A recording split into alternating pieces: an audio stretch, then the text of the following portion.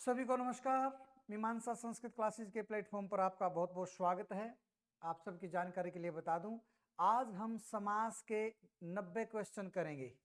अगर समास के 90 क्वेश्चन में आप 80% 80 नंबर ले लेते हैं तो आपको समास दोबारा करने की जरूरत नहीं है, और यदि आपके 80 से कम है तो कहीं ना कहीं आपको समास और अच्छे से करने की जरूरत है। अभी बहुत समय है और आप अच्छी तरीके से उस चीज को कर सकते हो।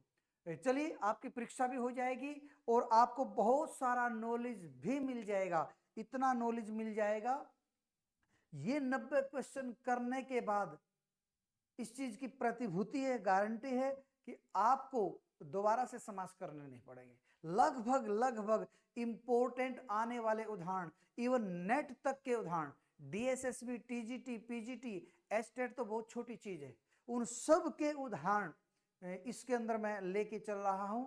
और ये मेरे हस्तलिखित है, ये कहीं से उठाए नहीं गए हैं। ये मैंने विभिन्न परीक्षाओं में जो पूछे गए हैं उन संदर्भों को देख देखकर ये आप तक लेके आया हूं, और ये बिल्कुल निशुल्क आप तक पहुंचा रहे हैं।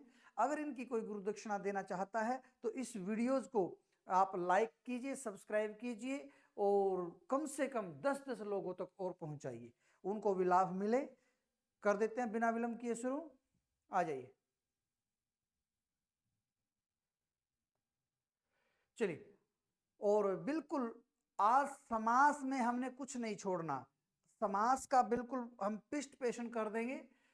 और आप देखोगे कि समास में अब कुछ रह भी नहीं गया इस वीडियो के बाद।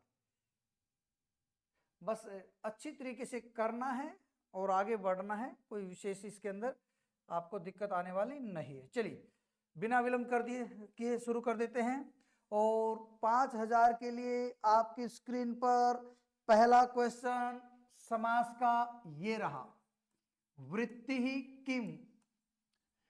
समास के अंदर वृत्ति क्या होती है, मैं स्पेशल समास के संदर्भ में पूछ रहा हूं। तो समासे वृत्ति ही किम, समास में वृत्ति क्या होती है? प्रार्थबोधनम। और ऑप्शन भी मैंने इस तरीके से बना रखे हैं, ठीक ना, कि आपको प्रार्थ अभिधानम, दूसरा है विग्रह ए वृत्ति,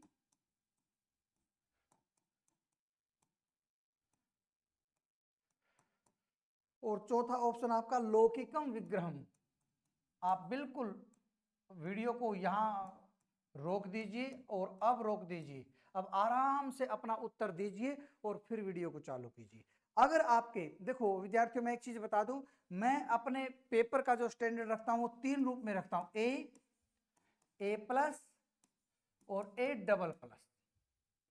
जो ए होता है इसमें आप कम से कम भी यदि ये मान के चलिए 86% के आसपास, 86 या मे भी 87 इतने परसेंट नंबर लेते हैं तो आप सही स्टैंडर्ड पे हो, सही जगह खड़े हो। इसमें जो होता है ये मेरा 70% का होता है। ए प्लस ये मेरे पेपर बनाने का मेरा अपना स्टैंडर्ड है कि मैं उसका जो काठिन्य स्तर जो बनाता हूं, उसका जो डिफिकल्ट लेवल तैयार करता हूं, तो मैं कौन से लेवल पे जाके तैयार करता हूं, मैं केवल आपको वो बता रहा हूं। इसमें आपको कम से भी कम 75% चाहिए, ठीक है। और इसमें जो ए डबल प्लस का है, इसमें यदि आप 55% नंबर भी ले आते हैं, ठीक है ना, तो आप बहुत अच्छे लेवल पे हैं, बहुत, क्योंकि इसका जो डिफिकल्ट लेवल होता है वो ज्यादा होता है। ये जो मैं आपको ये जो वाला बना रहा हूं, मैं ये वाला बना रहा हूं। अब मैं ए डिफिकल्ट लेवल का तैयार कर रहा हूं, तो आप इसको, इसमें ज्यादा गलतियां करने की गुंजाइश नहीं है, इसमें आप ज्यादा गलतियां नहीं कर सकते। इसलिए मैंने 90 प्रश्न तैयार किए हैं, और 90 में से यदि आपके 80 आ जाते हैं तो आपका स्कोर सही है, कोई ज्यादा दिक्कत वाली बात नहीं है। समास वृत्ति किम, यहां पर मैं सबकी एक्सप्लेनेशन व्याख्या नहीं करूंगा, क्योंकि ऐसे व्याख्या करूंगा तो टेस्ट बहुत पास में हैं और हम कितने व्याख्या कर करके आ चुके हैं, कितना डीप जा जाके पढ़ा के सारी चीजें तैयार करा के आ चुका हूं मैं। बस थोड़ा तो यूट्यूब पे हमारे अननोन जो दर्शक हैं, श्रोतागण हैं, उनके लिए थोड़ा सा हो सकता है कि नई चीज हो, ठीक है ना। फिर भी हम बाकी वीडियोस में आप देखेंगे, मेरे समाज के वीडियोस पर बहुत पढ़ा के आ चुके। यहाँ मैं चाहता हूँ कि केवल आपको चीजें बताऊं, आपके सामने तथ्य रख लीजिए। समासे वृत्ति की प्रार्थ अभिधानम वृत्ति, जो दूसरे का अर्थ आप लगा के बताते हैं वो वृत्ति होता है, ठीक ना। अगला क्वेश्चन, ये पहला क्वेश्चन हो गया आपका। क्वेश्चन नंबर 2, वृत्ति कतिधा, वृत्ति कितने प्रकार की होती है? समास में पूछ रहा हूं, समास के अतिरिक्त वृत्तियां और भी हैं, उनके अलग अर्थ है। समास के संदर्भ में मैं समास से भी लिखूंगा, पेपर में आपको समास लिखा मिलेगा, यहां मैं बार बार नहीं लिख रहा हूं। तो वृत्ति कतिधा, पंचधा, चतुर्धा, द्विधा या त्रिधा। तो समास में जो ये वृत्ति होती है, तो विद्यार्थियों ये कितने प्रकार की होते हैं? ये 5 प्रकार की होते हैं। आपका जो प्रश्न बन रहा है ये 5 प्रकार का बन रहा है। उसमें जो कृत तद्धित समास, एक शेष, सनादंत्या, ठीक ना, ये 5 प्रकार की वृत्तियां होती हैं। तो इसमें 5 प्रकार की। अगला प्रश्न आ जाइए। पढ़ना है और खूब आगे बढ़ना है, ठीक है। चलिए अगला देखते हैं हम। विग्रहम किम, विग्रहम किम, विग्रह क्या होता है? नंबर 1 लौकिकम, लौकिक एव, क्या ये लौकिक ही होता है? नंबर 2 वृत्ते अपरम नाम, क्या वृत्ति का दूसरा नाम होता है? या वृत्त्यर्थ बोधकम, इसको आप विग्रह का नाम देंगे? या नंबर 4 पर हमने ऑप्शन तैयार किया है आपका विकृतम ग्रहणम, विकृतम ग्रहणम। और कई बार विद्यार्थियों ऐसा होता है कि शुरुआती दौर में कठिन क्वेश्चन आ गए, बिल्कुल इंफीरियरिटी कॉम्प्लेक्स का शिकार होने की जरूरत नहीं है। 90 के 90 क्वेश्चन अच्छी तरीके से देख के, सारे सुन के, तब अपना एनालिसिस कीजिएगा, तब अपना कोई किसी निश्चय पर, निर्णय पर पहुंचिएगा। अदरवाइज 2-4 क्वेश्चन से नहीं हो सकता। शुरुआती दौर में थोड़ा कठिन आ गए हो, ठीक ना, क्योंकि पूरा जो सेटअप किया हुआ है मैंने ए स्टैंडर्ड के हिसाब से उसको कर रखा है। तो विग्रहम किम होता, वृत्त्यर्थ बोधकम होता। जो वृत्ति है, जो जैसे राजपुरुष है, ये बन गया, ये एक सामासिक वृत्ति है, इसमें समास है। तो इस वृत्ति का जो अर्थ है, अर्थ क्या है? राज्ञ पुरुष, जो राजा का पुरुष है। अब ये विग्रह है, इस वृत्ति का जो अर्थ बोधक कराने वाला है वो विग्रह होता है। तो अर्थबोधकम इसका आंसर होगा। चलिए आगे बढ़ते हैं बिना विलंब किए, क्योंकि हमें 90 क्वेश्चन करने हैं। और पढ़ेगा भारत तो बढ़ेगा भारत, संस्कृत के बिना कोई गति नहीं है। संस्कृत पढ़ के ही हम आगे बढ़ सकते हैं, संस्कृत पढ़ के ही हम कुछ सोच सकते हैं। चलिए आगे बढ़ते हैं। अगला ले लेते हैं, चोर भयम पद में समास। चोर भयम पद में समास। नंबर 1 षष्ठी तत्पुरुष, नंबर 2 चतुर्थी तत्पुरुष, नंबर 3 पंचमी तत्पुरुष या सप्तमी तत्पुरुष, सप्तमी तत्पुरुष। आपको मैं समय दे रहा हूं, आराम से अपने आंसर को चेक कर लीजिए। तो जो भी आपको आंसर मिले तो तब बताइएगा, ठीक है। तो अब इसका मैं आंसर बता रहा हूं। चोरात भयम, पंचमी तत्पुरुष होते हैं भित्रार्था नाम भय हेतु। भी और त्रय धातु के अर्थ योग में भय का जो हेतु होता है उसमें होता हरित्र। अगला प्रश्न, हरित्रातः, हरित्रातः, इसका विग्रह क्या होगा, ठीक ना। ये आपका 5वां प्रश्न है। हरित्रातः, हरियत्रातः, विग्रह किम, इसका आपको विग्रह बताना है हरित्रातः का। हरियत्रातः या हरिणात्रातः या हरे त्रातः, हरे त्रातः या हरौ त्रातः, हरौ त्रातः। 1, 2 ऑप्शन नंबर 3, 4। जल्दी से बताइएगा क्या होगा। ये हरिणा है, हरिणा, हरिणा त्राता। तो आपको अच्छी तरीके से पता है, तो हरिणा त्राता होगा, हरिणा त्राता।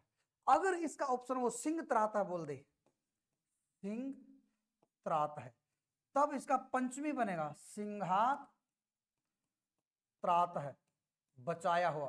भाई शेर कैसे बचा सकता है किसी को, वो शेर से बचाया हुआ है, सिंहात्र। पर भगवान से तो किसी को थोड़ी बचाया जाए, भगवान के द्वारा बचाया हुआ। तो दोनों सेंस में फर्क है। अगर वो उदाहरण बदल लेता है तो आप भी बदल जाना, ठीक है ना। बिल्कुल मौसम की तरह उसी समय बदल सकते हो आप, और आपको बदलना पड़ेगा तभी आपका ठीक होगा। द्वादश, ठीक है ना। अस्मिन पदे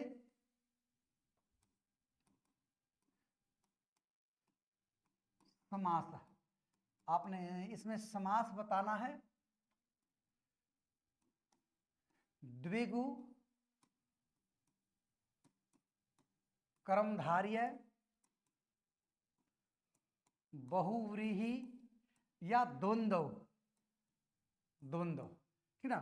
आपके ऑप्शन 1, 2, 3, 4 बताइएगा जल्दी से। आप वीडियो को रोक रोक के अपना एनालिसिस कीजिए। अगर अपना एनालिसिस, आप अपना निरीक्षण परीक्षण स्वयं नहीं कर रहे हैं, केवल उनको पढ़े जा रहे हैं, तो आपको ज्यादा फायदा होने वाला नहीं है। मैं बता देता हूं, ठीक ना। इसका आंसर होगा द्वंद्व। द्वौच दश्च, ये विग्रह होगा।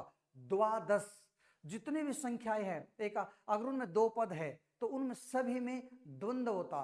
पंचविंशति, ठीक ना। परंतु जो एकोन से बनती है वो कर्मधारी है। एकोन विंशति, एकोन त्रिंशत, एकोन चत्वारिंशत, वो कर्मधारी है, क्योंकि वो एकोन, एक कम, उसकी विशेषता बता रहा है।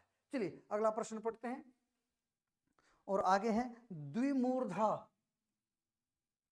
द्विमूर्धा आप पेपर पे लिख लिया करो। अभी हमारे दूसरा टेस्ट है, जो आपका हम एनालिसिस करने के लिए आप पास होंगे या फेल होंगे, ये सारी चीजें बताने के लिए, या किस स्तर पर आप हो, पास होंगे तो कितने अंक से पास होंगे, ये सारे का सारा हम अंतिम टेस्ट तक, ये लगभग 6 या 7 टेस्ट लेके आऊंगा मैं। आज दूसरा है, और हमने उससे पहले 4 प्रैक्टिस सेट वैसे डाले हुए, ताकि आपकी प्रैक्टिस करवाई है हमने पहले, ऐसे नहीं आए हैं, ठीक ना। द्विमूर्ध है, इसका आपका क्या है, पद में समास ही बताना है।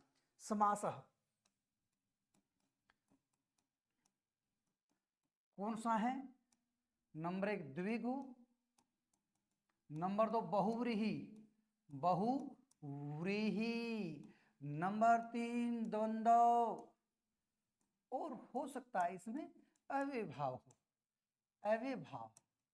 चलिए जल्दी से बताइए, फिर मैं इसका उत्तर बताऊंगा। द्विमूर्धा, इसमें है बहुव्रीहि विद्यार्थियों। द्वौ मूर्धानो यस्य से, 2 है मूर्धा जिसके 2 सिर, तो द्विमूर्ध है, त्रिमूर्ध है। जब भी आप ऐसे पढ़े तो समझ लेना कौन सा है, बहुव्रीहि है। नीलोत्पलम, उत्पलम, उत्पलम में समास ही बताना आपको, समासः, ठीक ना। नीलम, समास बताना आपको। ललित ऑप्शन कर्मधार्य है या अव्ययभाव या केवल समासः या समाहार द्वंद्व। जल्दी से बताइए इसमें कौन सा ऑप्शन है आपका। ऑप्शन 1, 2, 3 और 4। नीलोत्पलम, ठीक है। नीलम च तत् उत्पलम, नीला है जो उत्पल, कर्मधारी है, इसके अंदर समास होगा, ठीक है। चलिए आगे बढ़ते हैं। आपका छठा प्रश्न है पीताम्बरः, पीताम्बरः अत्र समासः, समास कौन सा है, ठीक ना। बल्कि विग्रह वाक्य बताना यहां पर। अत्र विग्रह वाक्यम, विग्रह वाक्यम किम, विग्रह वाक्य क्या होगा। पीतः अम्बरः यस्य स या पीतानि अम्राणि यस्य स या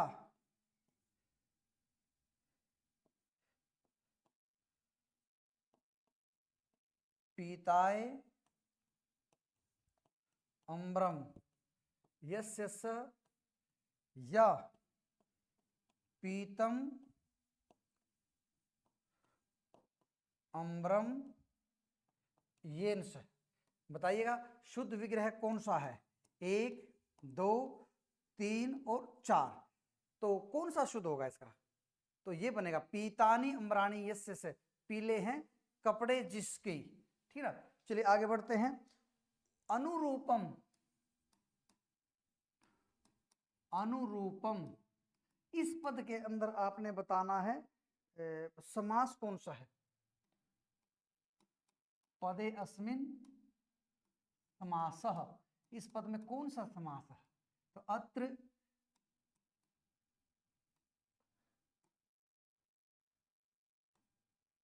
बहुव्रीहि या अव्ययभावः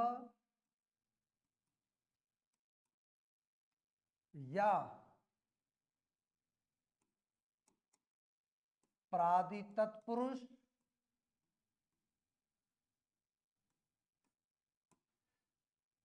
या द्विगु। बताइएगा कौन सा इसके अंदर अनुरूपम में है? तो ये आपका अव्ययभाव। अनुरूपम रूपस्य योग्यम, योग्य अर्थ में समास है। अनुरूपम रूपस्य योग्यम। चलिए आगे बढ़ते हैं और पढ़ते हैं। त्रिलोकी पद में समास, त्रिलोकी पदे समास। त्रिलोकी पद में कौन सा समास है? आपके विग्रह है, ऑप्शन है द्विगु, नंबर 2, नंबर 1, नंबर 2 द्वंद्व, नंबर 3 अव्ययभाव और नंबर 4 पे होगा इसके अंदर तत्पुरुष।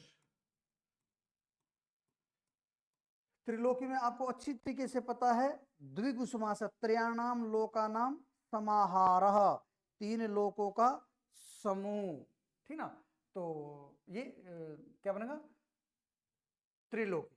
तो कौन सा समास होगा? द्विगु। बहुत बढ़िया। चलिए आगे बढ़ते हैं। अब बताइए मुझे, किम समस्त पदम शुद्धम। मैं एक समस्त पद दे रहा हूं, आपको यह बताना शुद्ध कौन सा है।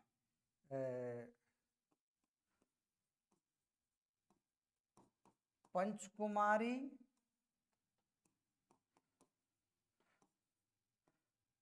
पंच कुमार्य है या पंचकुमारी या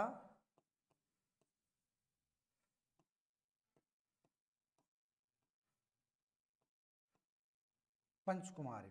ऑप्शन 1, 2, 3 और 4। बताइए जल्दी से। इसके बारे में मैं बता दूं, आपका जब भी पंचकुमारी लिखो छोटी ई की मात्रा आती है। ठीक ना, समाहार्थ में नपुंसकलिंग हो जाता है और नपुंसकलिंग में हमेशा छोटी ई ही आती है। तो यहां पर गड़बड़ मत करना, मोस्ट इंपोर्टेंट उदाहरणों में से एक है, नोट कर लीजिए, आएगा। ठीक है ना, तो जो मैं मोस्ट इंपोर्टेंट बताता हूं वो दाएं बाएं इधर उधर कहीं ना कहीं किसी न किसी टेस्ट में जरूर मिल जाता है। ठीक ना, अगला पंचाननः। पंचाननः समास बताना है कौन सा? नंबर 1 द्विगु, नंबर 2 द्वंद्व, नंबर 3 केवल समास और नंबर 4 बहुव्रीहि। बताइए जल्दी से कौन सा आपका ऑप्शन बनेगा पंचानना में? पंच आननानी यस्य से, 5 है आनन जिसके। ठीक ना, तो क्या बनेगा? बहुव्रीहि। ठीक ना, और पंचानी आननानी मत कर देना, पंचानी आननानी, ये नहीं होता। ये शब्द कहीं भी ले जाओ आप, पुल्लिंग नपुंसकलिंग बहुवचन तो होता ही है, इसका पंच ही बनेगा, बस पंच ही बनेगा। मैंने संख्या वाले बैच में जो संख्या का वीडियो अपलोड कर रखा, बहुत अच्छे से समझा रखी है संख्याएं, ठीक ना। तो इसमें पंच ही बनेगा, ये मत लगा देना, चाहे आननानी हो चाहे बाल का हो, इससे पंच से दूर नहीं जाओगे आप, ठीक है। तो इसमें अच्छी तरीके से चीजें आप करते रहोगे, ठीक है। चलिए आगे बढ़ते हैं। अगला है चित्रगु, इसका विग्रह बताना है। चित्रगु विग्रह, तो चित्र है, गावः यस्य स या चित्रः गावः यस्य स या चित्राणि गावः यस्य स, या फिर बन जाएगा आपका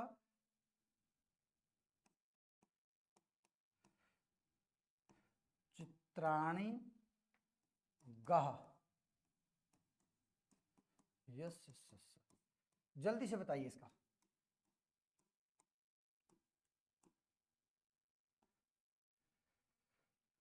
कौन सा बनेगा? चित्रः गावः यस्य स, चित्रगु ही बनेगा, चित्रागु नहीं बनेगा, क्योंकि हम कई बार नकल कर लेते हैं गंगा भारी है इस पद की। आप सोचते हो स्त्रीलिंग है तो गंगा है, ये चित्रा नित्य स्त्रीलिंग नहीं है, इसलिए वो चित्रगु बन गया। गंगा शब्द को आप गंग नहीं बना सकते, ये नित्य स्त्रीलिंग है, इसलिए गंगा भारिया यस्य से, गंगा है भारिया जिसकी, वो गंगा गंग भारिया नहीं होता, ठीक ना। इसमें भी मैं इसलिए लेना पड़ा मुझे ये, क्योंकि इसमें आप गड़बड़, आप इसको चित्रगु की नकल करके गंग भारिया बना सकते हो, या रूपबोध भारिया बना सकते हो उसकी नकल करके, ठीक ना। तो ये गंगा भारिया ही बनेगा, यहाँ गंगा ही रहेगा, इसलिए बताना जरूरी था, नहीं तो आप गड़बड़ कर सकते थे। चलिए अगला है द्वियमुनम, द्वियमुनम, इसमें आपको समास का नाम बताना है, ठीक ना, कौन कौन सा है, बल्कि यहां पर है ना किस सूत्र से बनता है। द्वियमुनम केन सूत्रेण समास है, किस सूत्र से यहां पर समास हुआ है, ठीक ना। अविभावश्च नंबर 1, नंबर 2 नदीभिश्च, नंबर 3 संख्या पूर्वो द्विघु, नंबर 4 एक और उदाहरण ले लेता हूं मैं, अविभावे चाकाले, अविभावे चाकाले। बताइए किस सूत्र का उदाहरण है, समय आपको पूरा दे रहा हूं। नदी भीष्ट, अगर नदी के साथ, नदी के नाम के साथ, नदी के साथ नहीं, नदी के नाम के साथ संख्यावाची शब्द आ जाए तो अविभावता। बहुत बार बहुत अच्छे से समझा के मैं आया हूं, ठीक है ना, इसमें कोई किसी प्रकार की गड़बड़ नहीं होनी चाहिए। अगला भूतपूर्व, भूतपूर्व, इसका मैं देख लेता हूं क्या क्वेश्चन तैयार है हमारा। ये यहां समास विधायक सूत्र क्या है, समास विधायकम सूत्रम, समास विधायक सूत्र कौन सा होगा? प्राक कडारात समास है, कुगति प्रादित्य, प्राक कडारात समास है, ऑप्शन 1। नंबर 2 कुगति प्रादय है, कुगति प्रादय है। और विद्यार्थियों मैं इस चीज की गारंटी देता हूं, अगर आपने पूरे अच्छी तरीके से पढ़ लिए तो मैं कहता हूं कोई आपको समास का सही क्वेश्चन करने से रोक नहीं सकता। और यदि आपका A++ का आपने पढ़ लिया और वहां लगभग 60-70% नंबर वहां निकाल दिए तो कोई मतलब ही नहीं, तो आपको कोई गलत कर दे। आगे है उपसर्जनम पूर्वम, एक मिनट,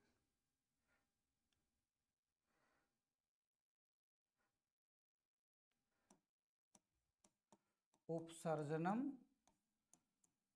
पूर्व। बताइए भाई, जो आपका केवल समास होता है वो किस सूत्र से होता है? सहसुपा आंसर, ठीक ना। ये बहुत बार आ चुका है, ये बिल्कुल करीम निकाल के लाया हूं, ठीक है ना। तो आप अगर इनमें भी इनका सम्मान नहीं करते आप तो गड़बड़ है भाई।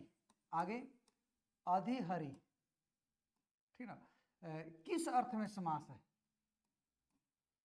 कस्मिन अर्थे समासः। विग्रह ले लेता हूं आपका।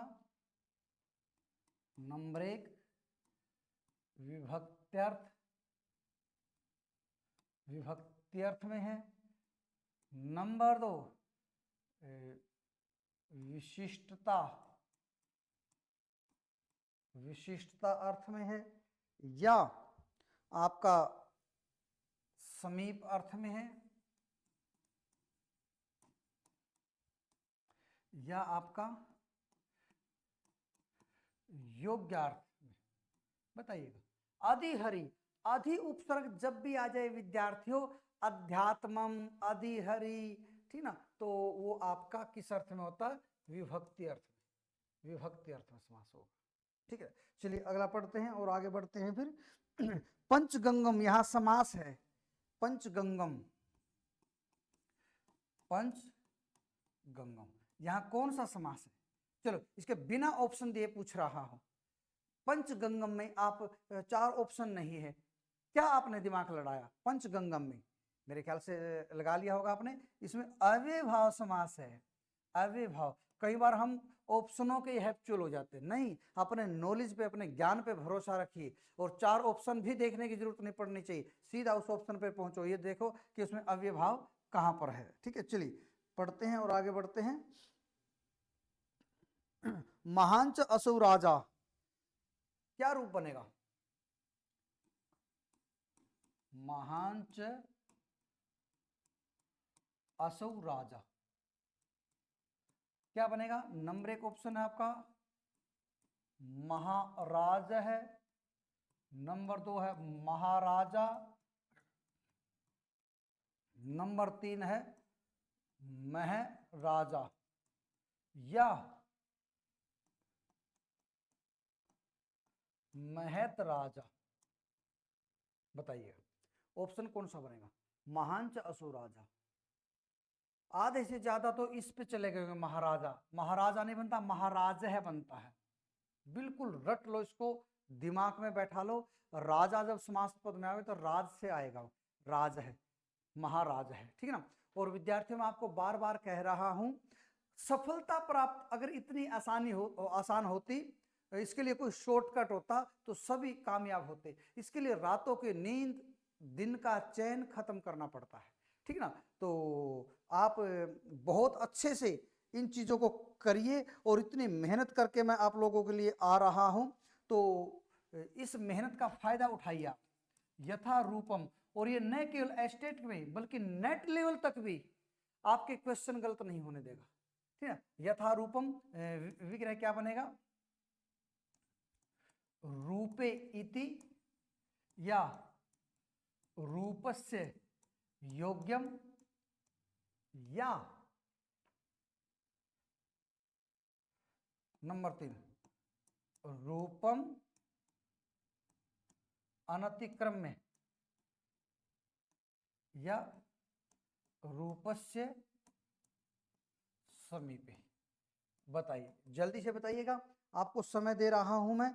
यथा रूपम में क्या बनेगा?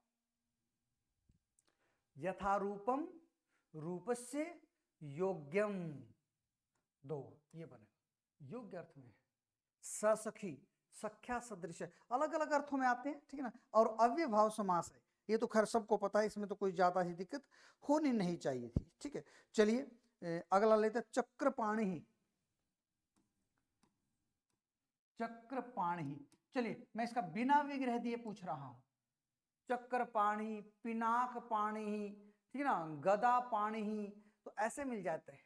तो ये सारे के सारे बहुव्रीहि के उदाहरण हैं, अपना चेक कर लीजिए। बहुव्रीहि क्या बनेगा? चक्रम पाणौ यस्य स, चक्र है पानी में जिसके, और उसमें 90 में से विद्यार्थियों यदि आपके 80 अंक आ जाते हैं तो आप समास में कहीं ना कहीं सही जगह ठहरे हो।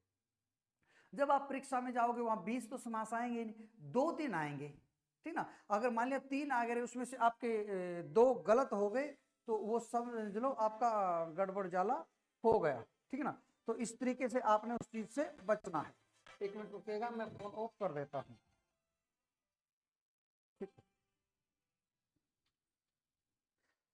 आ जाइए। बहुव्रीहि चक्रम पाणौ यस्य से, चक्र है पानी में जिसके, वो बहुव्रीहि समास होगा। चलिए आगे बढ़ते हैं और पढ़ते हैं।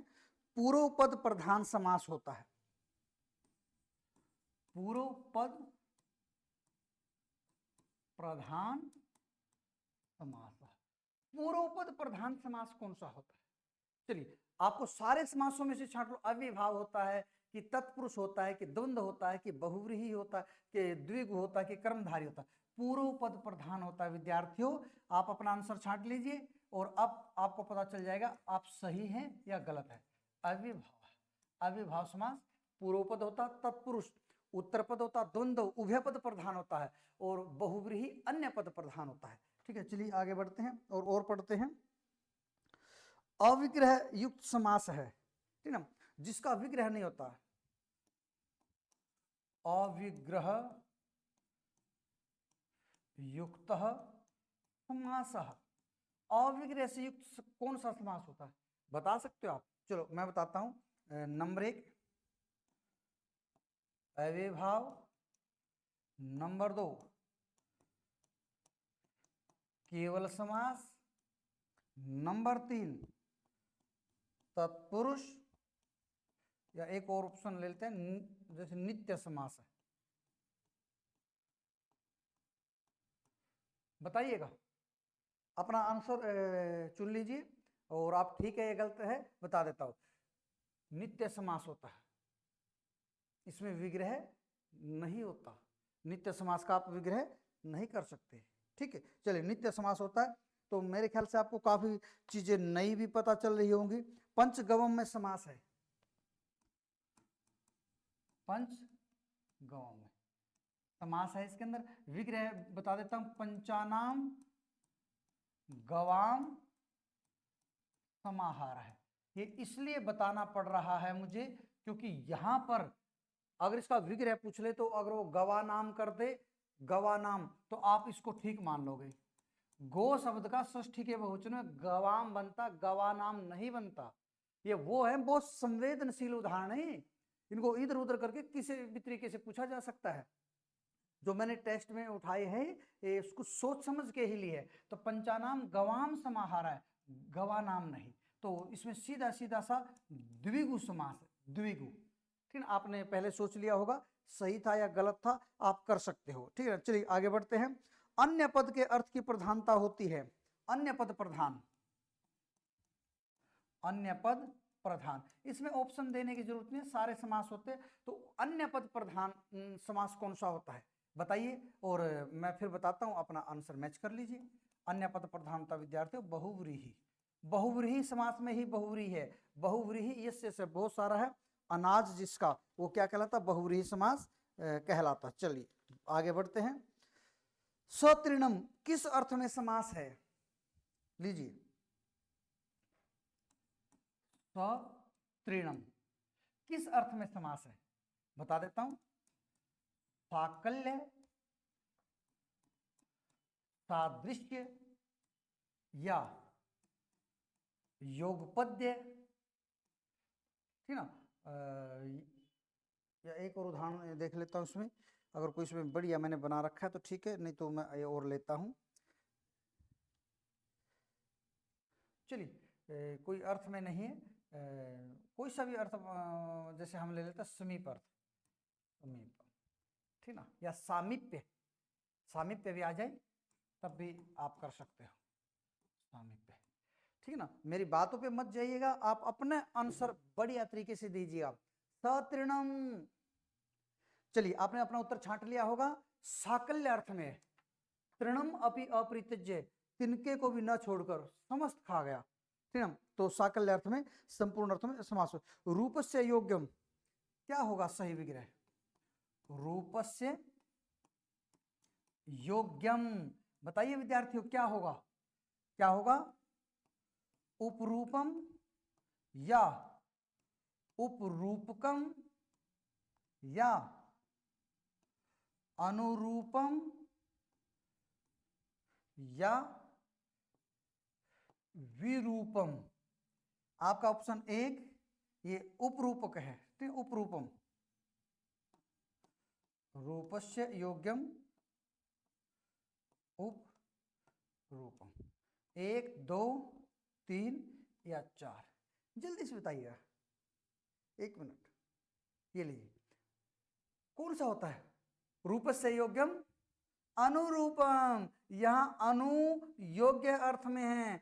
फिर मत कहना कि सर हमारे तो समास उपसर्ग भी लगे हुए थे, हमें तो पता ही नहीं चला कौन उपसर्ग की। कम से कम आप आज ये तो पता चल गया कि अनु समीप अर्थ में भी होता है, योग्य अर्थ में भी होता है।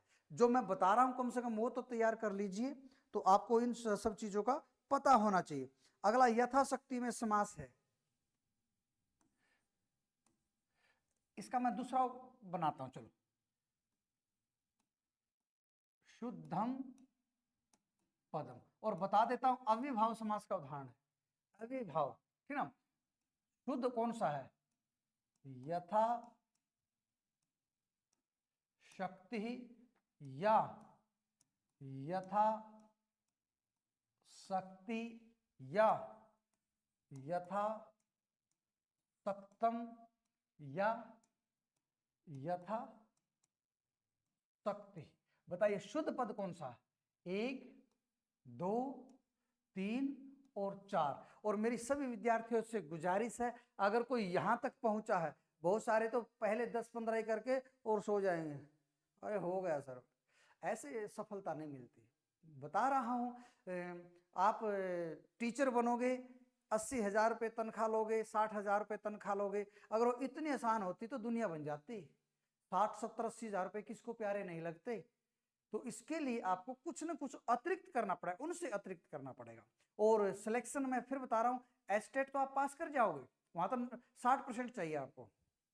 जब आप जॉब के लिए जाओगे, मैं बार बार बताता हूं, उसमें आपका स्कोर मायने नहीं रखता, दूसरे का स्कोर मायने रखता है। दूसरे का स्कोर से आपकी सिलेक्शन होती है। उदाहरण से मैं कई बार बता चुका हूं, 100 में से आपने 90 नंबर ले लिए, बहुत अच्छा स्कोर कर लिया। 100 वैकेंसी थी, पता चला 100 लोग आपसे 92 से ऊपर चले गए, तो आपके 90 जीरो हो गए। तो अगर वो 100 लोग और नीचे आ जाते, 80, उनका स्कोर कम होता, उनके स्कोर कम होने से आपको जॉब लगनी थी। तो आज का जमाना गला काट प्रतिस्पर्धा का है। आप घर बैठ के आराम से हाथ पे हाथ धर के, ठीक है ना, 4 चीजें पढ़ के खुश नहीं हो सकते, बहुत कुछ करना पड़ेगा। परंतु वह ना क्षमा शोभती उस भुजंग को जिसके पास गरल हो, रामधारी सिंह दिनकर का है वाक्य, ठीक ना। जिसके पास जहर है, क्षमा जैसे गुण, उसी सांप को अच्छे लगते हैं। आप बहादुर बनिए, वीर बनिए, ठीक ना। एक्सक्यूज जिंदगी में मत लाइए, ठीक ना, और बहानों का रोना मत रोइए। बहादुर बनिए कि हमें करना है, करेंगे या मरेंगे। एक चीज होनी चाहिए, या तो उससे के साथ करो या उससे दूर हट जाओ, उस रास्ते से दूर हट जाओ। उस रास्ते में आप मृत प्राय हो जाओ, बस वो हमारे लिए, ठीक। अगर उस रास्ते पे हो तो आप फिर कमजोर बन के नहीं रह सकते, ठीक है ना। चलिए, यथाशक्ति ये ऑप्शन सही है इसका। यथाशक्ति अविभाव समास में समस्त पद नपुंसकलिंग होता है, और इसके पीछे विसर्ग लगाने से पुल्लिंग हो जाएगा, ठीक ना। नपुंसकलिंग वारी की तरह ऐसे रहेगा, वारी, ठीक ना। बहुत अच्छे से समझा के आ चुका हूं, अब मुझे एक्सप्लेनेशन देने का बिल्कुल भी मन नहीं करता। अब तो मैं सीधे क्वेश्चन आपसे पूछना चाहता हूं। चलिए, जिस समानाधिकरण तत्पुरुष में प्रथम पद संख्यावाची होता है वो क्या होता है? अगर पूर्व पदम संख्यावाची स्यात् त्रही,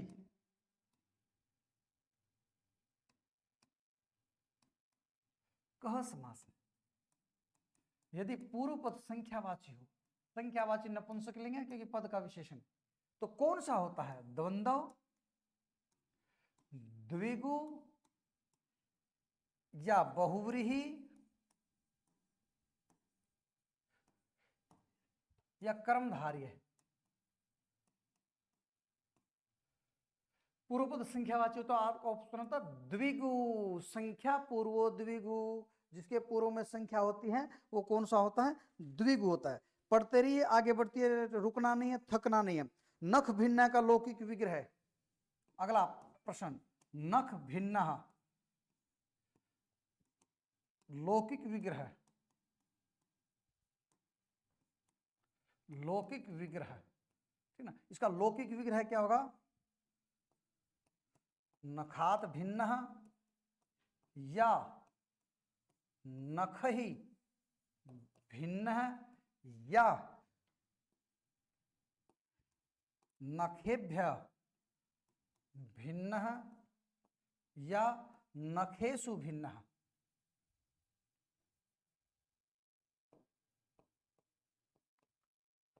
नखेषु भिन्न, ठीक ना। तो कौन सा होगा? नख भिन्न में नख ही भिन्न है, नाखूनों के द्वारा फाड़ा हुआ। तृतीय तत्पुरुष का उदाहरण है, तृतीय तत्पुरुष का बहुत अच्छा उदाहरण है, नख भिन्न आप कर सकते हो। और विद्यार्थियों आपसे एक ही गुजारिश है, ठीक है ना, कि आप ज्यादा से ज्यादा लोगों को शेयर जरूर कीजिएगा, शेयर, ठीक है ना। तो नित्य समासो नाम, नित्य समास कौन सा होता है? क्वेश्चन इसका आ भी गया है, ये मैंने पलट के बनाया है, नित्य समासो नाम, ठीक ना। नित्य समास क्या होता है, ठीक ना। और ये प्रश्न हमने दाएं बाएं से पहले के टेस्टों से ये सब कुछ आकलन करके तब इनका चुनाव किया है, ठीक ना, कि कैसे पूछते हैं कैसे नहीं पूछते हैं, ठीक है ना। विकल्पो न भवति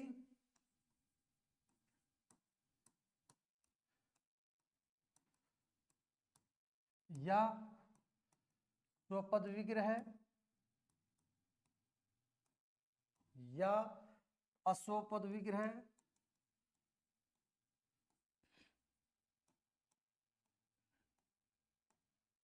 या एक और उदाहरण ले लेते इसका, विग्रहवान,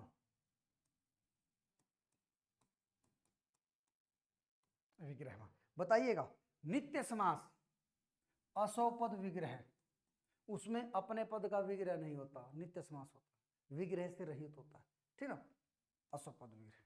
चलिए अगला प्रश्न आपका, विग्रह कतिविधा, विग्रह कितने प्रकार का होता है, ठीक ना। नंबर एक इसके प्रकारों की संख्या ही लिख रहा हूं मैं, 2 3 या 4, ठीक ना। या एक विध है, द्विविध है, त्रिविध है या चतुर्विध है, ऐसा भी ऑप्शन बना सकते हो। तो विग्रह 2 प्रकार का होता है, लौकिक और अलौकिक। अच्छी तरीके से मैं बता के आया हूं, ठीक ना, तो उसमें कोई इस तरह की दिक्कत नहीं होनी चाहिए, लौकिक और अलौकिक विग्रह से हो जाता है। अगला, अब 39वां क्वेश्चन है, पंचानाम गंगानाम समाहारः, क्या बनेगा, कौन सा समास हो सकता है? चलिए अगला प्रश्न है, पंचानाम गंगानाम समाहारः। और बड़े पेशेंस के साथ और बड़े धैर्य के साथ बैठिए, आज आपके समासों की तसल्ली हो जाएगी। आज के बाद शायद ही आपको समास पढ़ने पड़े, अगर आपका स्कोर 90 में से 80 का है तब दिक्कत नहीं आई। पंचा नाम गंगा नाम समाहार है, तो समास कौन सा है? अव्यय भाव, द्विगु या तत्पुरुष या बहुव्रीहि, बताइएगा कौन सा है?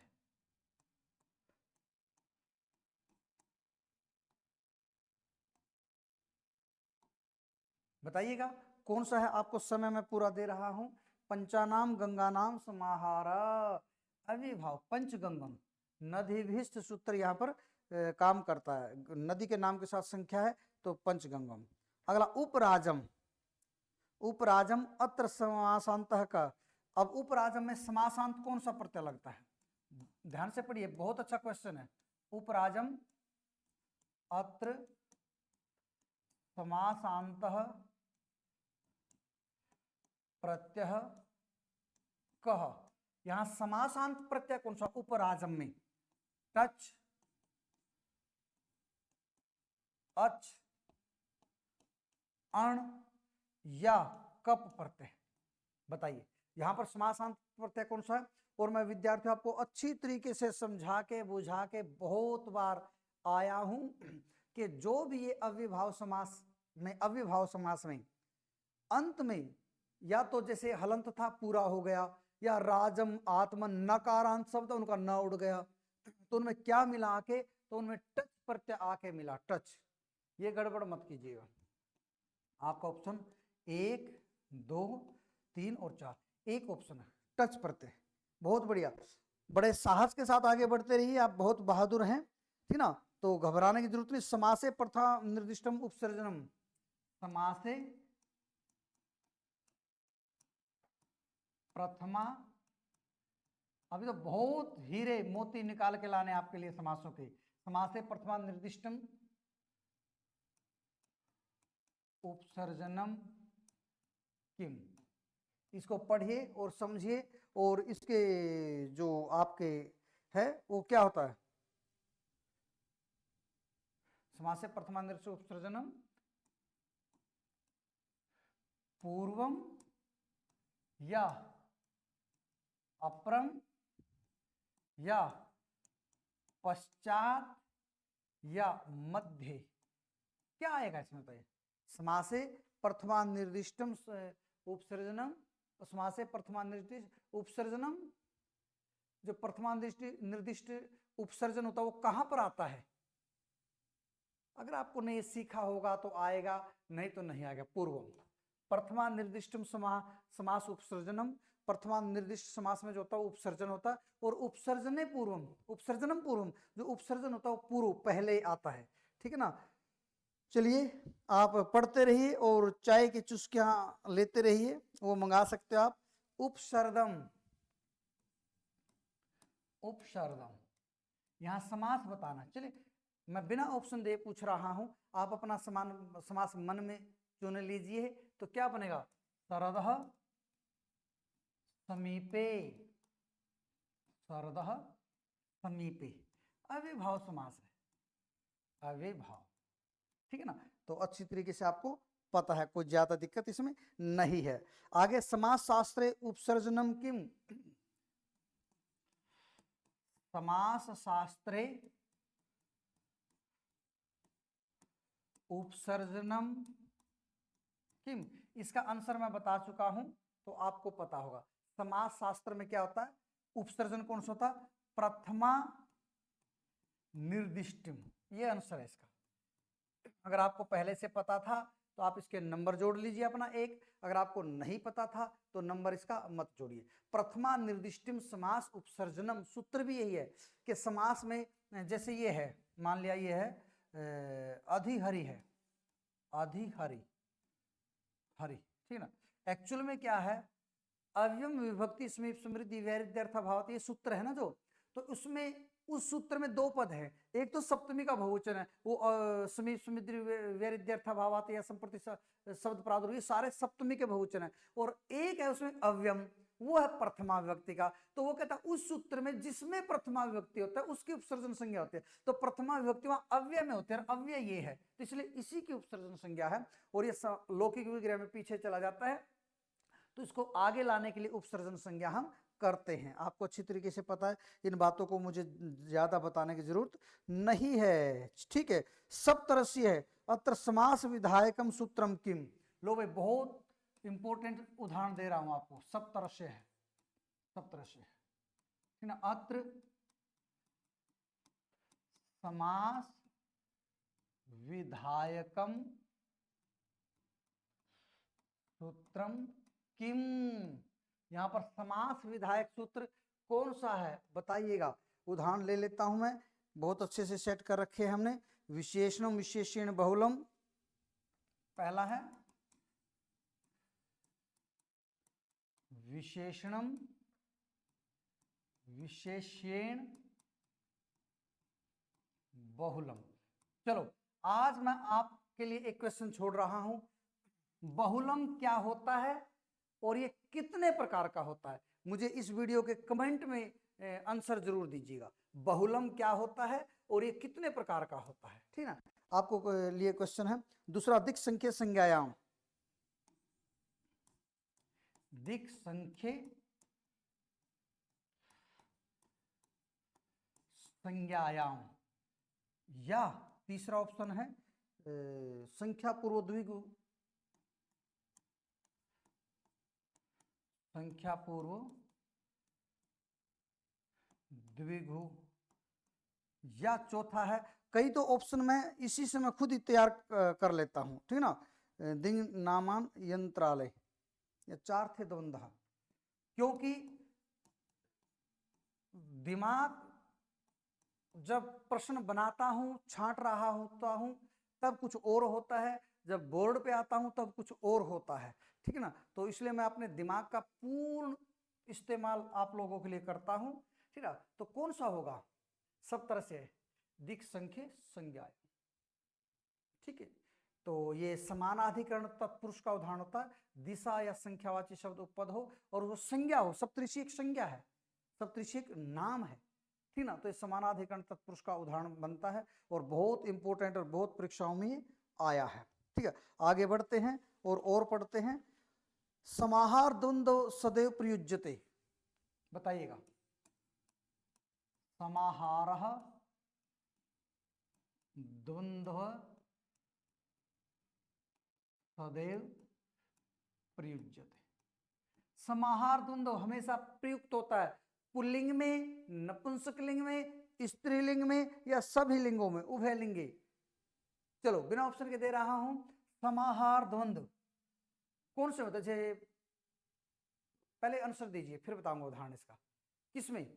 ये हमेशा नपुंसक लिंग में होता है, नपुंसक लिंगे, जैसे पाणी पादम, ठीक ना, संज्ञा सर्वनाम विशेषणम, ठीक है ना। जब एक ही चीज के गोधूम चणकम, एक ही चीज के कई भाग हो तो वो इसमें समाहार द्वंद्व में चला जाता है और वो हमेशा नपुंसक लिंग में होता है।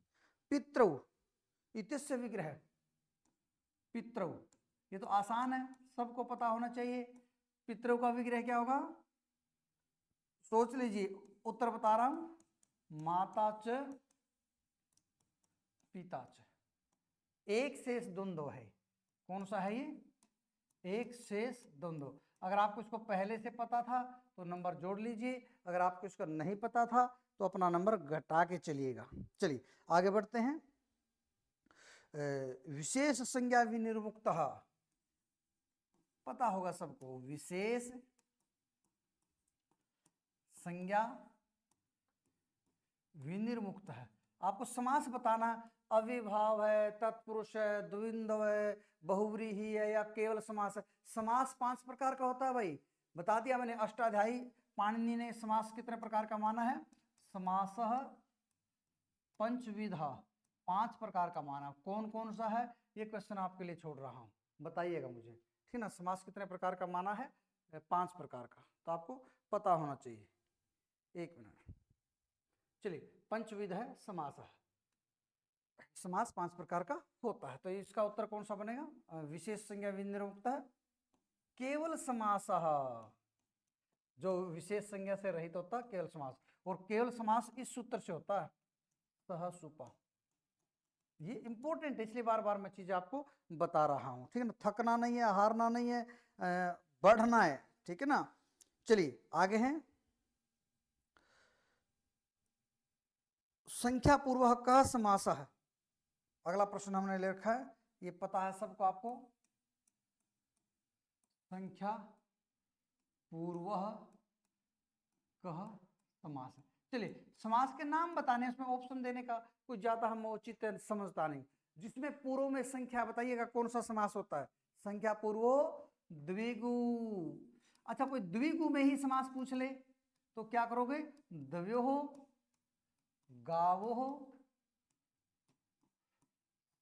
समाहारः।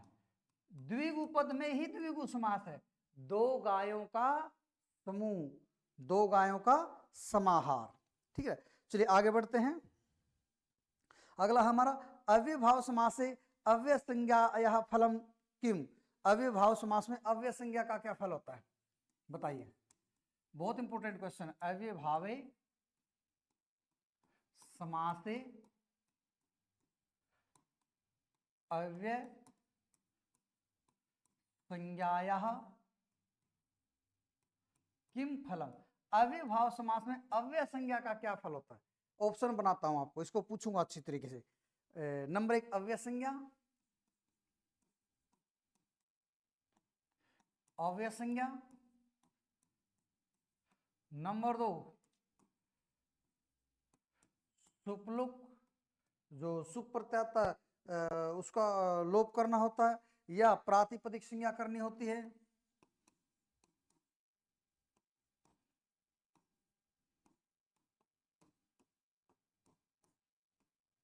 या फिर एक ऑप्शन और ले लेता हूं मैं, सुप प्रत्यानाम प्राप्ति है। सुप प्रत्यानाम प्राप्ति या सुप प्रत्ययों की प्राप्ति होती है। बताइए मुझे, मैं एक बार क्वेश्चन को दोबारा समझा देता हूं कि जब आप अव्ययभाव समास में आते हैं तो अव्यय संज्ञा करते हैं, ठीक ना, तो उसका क्या फल होता है? उसकी अव्यय संज्ञा करने के लिए करते हैं, या सुप का लुक करने के लिए अव्यय संज्ञा करते हैं, या प्रातिपदिक बनाने के लिए अव्यय संज्ञा करते हैं, या सुप प्रत्ययों की आगे प्राप्ति हो जाए, सुप प्रत्यय आगे लग जाए इसलिए अव्यय संज्ञा करते हैं। बताइए मुझे, अव्यय संज्ञा क्यों करते हैं विद्यार्थियों? अव्यय संज्ञा इसलिए करते हैं ताकि उसमें सुप का लोप हो जाए, इसलिए, ठीक ना। अव्ययदाप सुप है, ठीक ना, पता आपको सूत्र का अच्छी तरीके से। चलिए आगे बढ़ते हैं। और सुमद्रम अत्र सु अव्यय कस्मिन अर्थे वर्तते। सुमद्रम सुमद्रम किस अर्थ में होता है? Number 1, number 2, number 3, number 4। Number 1 समृद्धि, नंबर 2 व्यरिद्धि, नंबर 3 सामीप्य या सादृश्य। बताइएगा बताइएगा। सुमद्रम मद्राणाम समृद्धि, समृद्धि अर्थ में होता है विद्यार्थियों, ठीक ना। चलिए, स नपुंसकम इत्यनेन सूत्रेण नपुंसकत्वम भवति। बहुत इंपॉर्टेंट सूत्र है भाई, स नपुंसकम, ठीक ना। अत्र प्रश्न है इसका आपका, अनेन सूत्रेण नपुंसकत्वम भवति, अत्र नपुंसकत्वम भवति।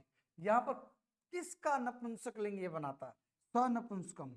नंबर 1 अव्ययभाव का करता है, या बहुव्रीहि के करता है, या कर्मधारय का करता है, या समाहार द्विगु का करता है। अव्ययभाव समासे, नंबर 2 या समाहार द्विगु समासे,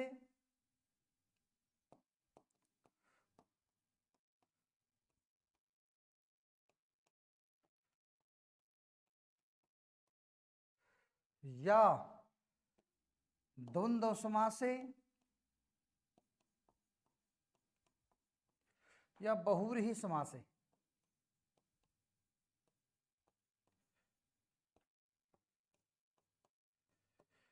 बताइए मुझे कौन से में ये नपुंसक, सनपुंसकम, इस सूत्र को रट लीजिए, ध्यान दीजिए कि वह नपुंसक लिंग हो जाए। कौन से इसमें लगता है? समाहार द्विगु समासे, समाहार द्विगु। अव्ययभाव में जो नपुंसक लिंग करता है ना, वो ये सूत्र है, अव्ययभावश्च, इसकी वृत्ति है अयम नपुंसको स्यात्। ये अव्ययभाव नपुंसक लिंग होता है इस सूत्र से, और समाहार द्विगु होता है स नपुंसकम, इस सूत्र से। चलिए, पता है आपको बहुत सारी चीजों का, तो और अच्छी बात है, ठीक है। अगला उदाहरण ले लेते हैं हम। नीलोत्पलम इतर नपुंसकत्वम केन सूत्रेण भवति। लीजिए भाई, बहुत इंपॉर्टेंट चीज बता रहा हूं। नीलोत्पलम ये कर्मधारय समास में होता है। तो अत्र नपुंसकत्वम केन सूत्रेण भवति, या नपुंसकत्व किस सूत्र से होता है। अत्र नपुंसकत्वम केन सूत्रेण भवति, ठीक ना। ध्यान दीजिए, सबकी व्यवस्था अलग अलग है, ठीक है ना। आप हर एक उसको जोड़ के नहीं देख सकते। यह नीलोत्पलम है, नीलम च तत्उत्पलम। तो यहां पर है कौन से सूत्र ने किसके कारण नपुंसक लिंग हुआ, सनपुंसकम के कारण या अविभावस या द्वंद्व तत्पुरुष परवल लिंगम द्वंद्व तत्पुरुषो, ये सूत्र परवल लिंगम द्वंद्व तत्पुरुषयो, ठीक है ना। या हर्षो नपुंसक प्रातिपदिकस्य,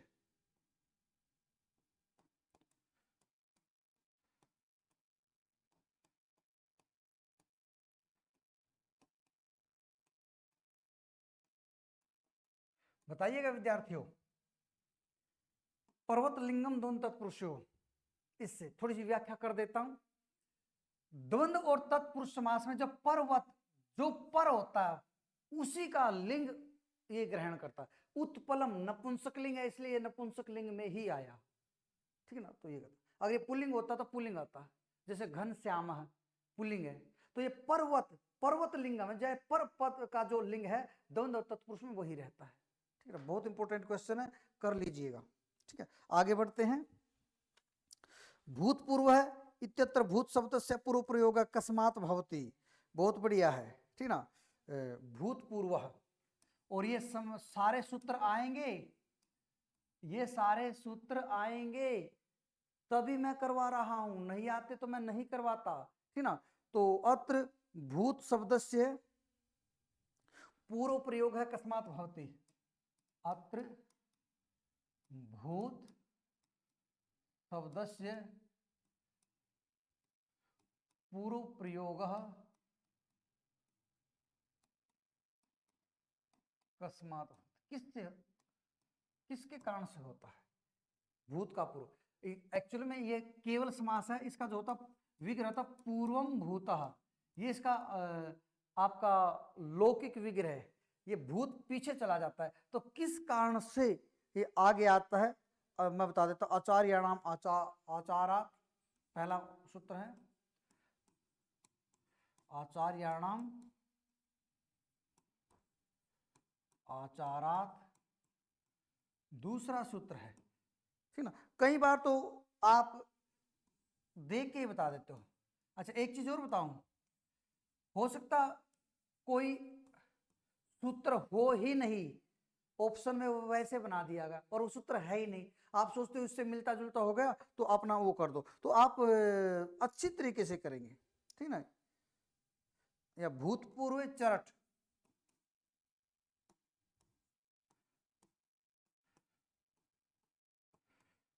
और चौथा ऑप्शन आपका लोकतः,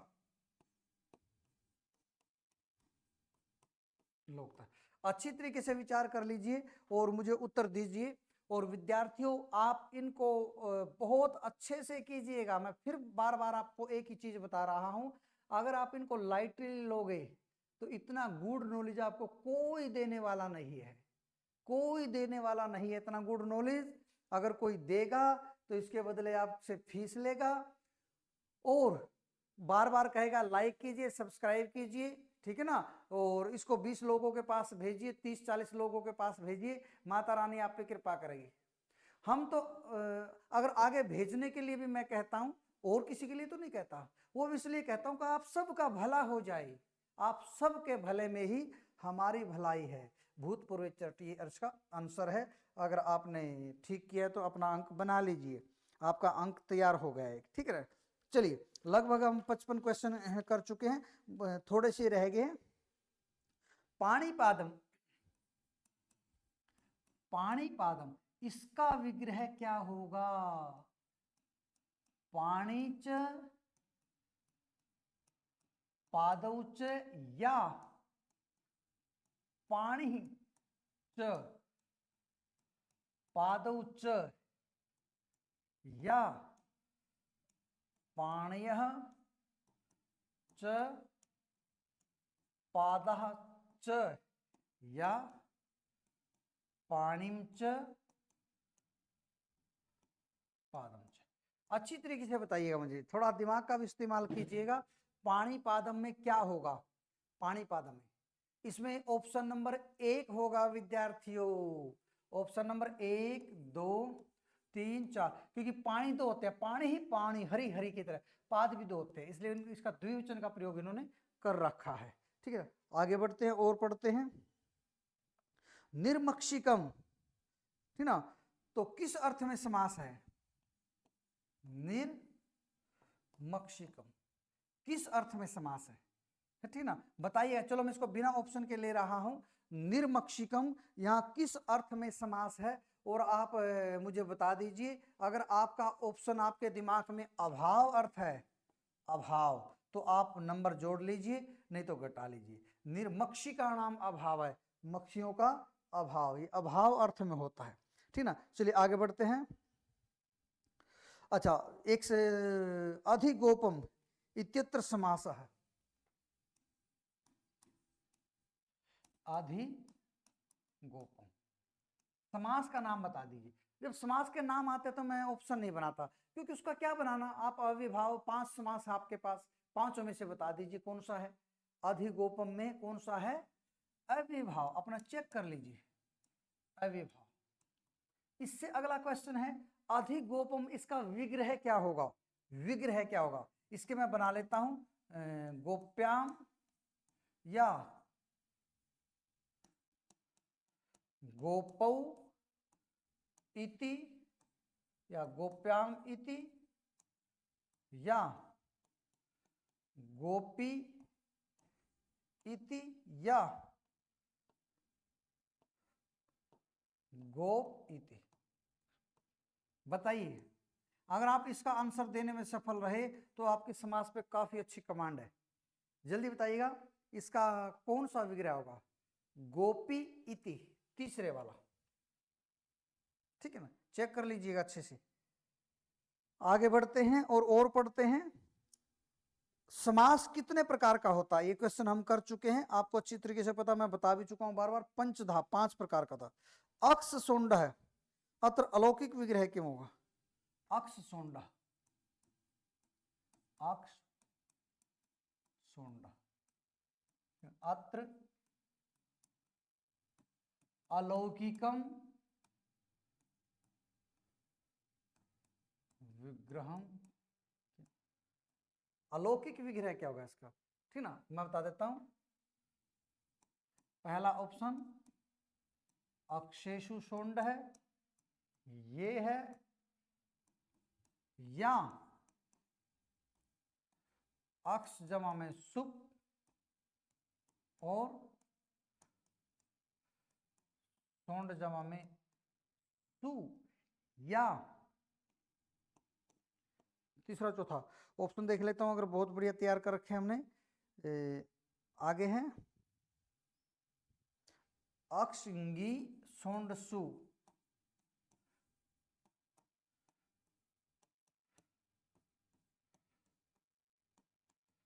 या अक्षंगसी और सोंड। बताइए, पहला ऑप्शन सही है इसका, अलौकिक विग्रह पूछ रहा हूं मैं विद्यार्थियों। आपने बिल्कुल भी भ्रम की स्थिति पैदा नहीं करनी, आपको अच्छी तरीके से पता होना चाहिए लौकिक विग्रह क्या होता है और अलौकिक विग्रह क्या होता है। ठीक ना, पहला ऑप्शन सही है इसमें, या फिर आपका दूसरा या तीसरा या चौथा, कौन सा ऑप्शन सही है आप अच्छी तरीके से विचार करके मुझे बता सकते हैं। चलिए आगे बढ़ते हैं और बताता हूं इसमें अक्ष सुप और सोंड सु ये है, और अलौकिक विग्रह में ये लौकिक विग्रह है। अलौकिक विग्रह में उसके प्रत्यय छांट के बताते हैं कौन सा इसमें सुप प्रत्यय लगा हुआ है, ठीक है ना। तो इसमें दो ऑप्शन है, अपने नंबर घटा बढ़ा लीजिए जैसे भी आपको मिला है, ठीक है। पंचगंगम में समास विधायक सूत्र, ये क्वेश्चन हम करा चुके हैं, नदी भिष से होता है, ठीक है ना। अविभाव समास से साग्नि इत्य उदाहरण अग्नि उच्यते, अग्नि क्या है यहां पर, लीजिए साग्नि,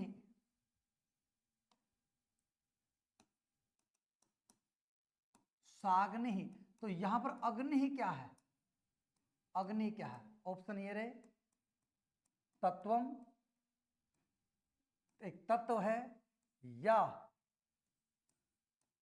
ग्रंथ, या देवता, या तेज है। बताइएगा साग्नि, इसका विग्रह आपको अच्छी तरीके से याद होगा, और याद हो क्यों नहीं, ठीक ना। तो साग्नि था अग्नि ग्रंथ पर्यंतम अधीते, अग्नि ग्रंथ पर्यंत, और विसर्ग नहीं आते भाई इसकी, हाँ क्योंकि नपुंसकलिंग में होता अविभाव समास, ठीक ना। तो अग्नि ग्रंथ पर्यंतम अधीते, ये अग्नि का मतलब यहाँ पर अग्नि ग्रंथ से, साग्नि अग्नि ग्रंथ पर्यंतम अधीते वहां लिखा हुआ भी है, ठीक है। चलिए आपको अच्छी तरीके से पता चल गया होगा। अगला सुपात इत्यत्र कह समास है, सुपात, सुपात, ठीक है। अब समासों के नाम आपको पता ही है, बता दीजिए अविभाव है कि आपका तत्पुरुष है कि प्रादि तत्पुरुष है, ठीक ना, या आपका बहुव्रीहि है, द्वंद्व है, केवल समास है, कौन सा है। ये विद्यार्थियों बहुव्रीहि है, बहुव्रीहि, शोभनौ पादौ यस्य स, सुंदर है पांव जिसके, बहुव्रीहि समास, ठीक है। चलिए आगे है सुमद्रम, किस अर्थ में समास है, या दूसरा लेते दुर्यवनम, यहां पर किस अर्थ में समास है बताइएगा। समृद्धि, नंबर 2 व्यरिद्धि, नंबर 3 अभाव, नंबर 4 लिपि, किस अर्थ में समास है, यवनानाम व्यरिद्धि, व्यरिद्धि अर्थ में ये समास है। आपको पता होना ही चाहिए विद्यार्थियों, इसके अतिरिक्त आपके पास कोई चारा नहीं है। तत्पुरुष से समास एक से पदार्थ से प्रधानता भवति, ये आपको बहुत बार बता चुका हूं, फिर भी आपको पता होना चाहिए, ठीक ना। तत्पुरुष समास में ये क्वेश्चन मौखिक कर लेते चलो, तत्पुरुष समास में कौन सा पद प्रधान होता है, उत्तर पद प्रधान, मेरे ख्याल से क्वेश्चन ठीक आपका, और नंबर आपको मिलेंगे, ठीक है ना। ठीक है, अच्छी बात है, नंबर मिल रहे हैं आपको। अगला राजदंतः अत्र लौकिकम विग्रहम वाक्यम भवति, इसको मैंने थोड़ा सा टफ बना लिया है, चलो टफ भी चलने दो उसको। राजदंतः क्या विग्रह होगा इसका, विग्रह नंबर 1 राज्ञाम दंतः, या दंता नाम राजा, या राजा च दंतः च, या दंता नाम राजान है। थोड़ा दिमाग का इस्तेमाल कीजिएगा, ये क्वेश्चन आपका गलत नहीं जाना चाहिए, ठीक है ना। हर हाल में ये सही होना ही चाहिए। इसका राज दंता, आप सोच रहे होंगे कि दंता नाम राजा, क्योंकि आपने यही पढ़ रखा है, पर राज दंता नाम राजा इसका बनेगा राज दंतः, राज दंतः, ये राज दंतः बहुवचन है, तो दंता नाम राजान है करना पड़ेगा विद्यार्थियों, दंता नाम राजान है, ठीक है ना। ये करना पड़ेगा आपको, छोटी छोटी बातें हैं, आप कैसे इनसे दूर जा सकते हो, ठीक है। अगला कर्मधार्य संज्ञा कस्य भवति, कर्मधार्य संज्ञा किसकी होती है, कर्मधार्य संज्ञा कस्य भवति। कर्मधार्य संज्ञा किसकी होती है विद्यार्थियों? अविभाव की या समानाधिकरण से तत्पुरुष से। उदाहरण बना लेते हैं इसके। अविभावस्य या नंबर 2 समानाधिकरण तत्पुरुषस्य या संख्या पूर्वो, या संख्या है पूर्व में जिसकी उसकी, यह बनेगा आपका असमानाधिकरण तत्पुरुष।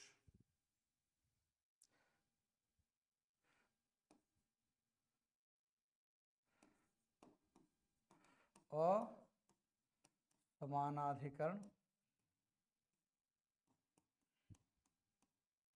तत्पुरुष से, यह असमानाधिकरण तत्पुरुष की। बताइएगा समानाधिकरण तत्पुरुष से। आपको इसका नंबर मिलना चाहिए, मिला भी होगा। अगला हरिहरऊ।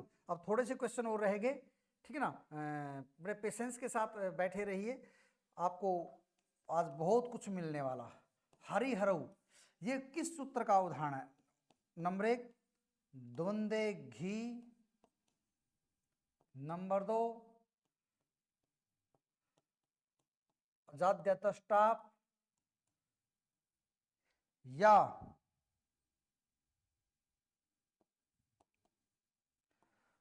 अल्पाचतरम, या ज्येष्ठा अनुपूर्वे।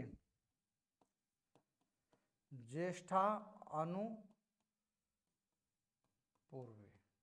किस सूत्र का उदाहरण है?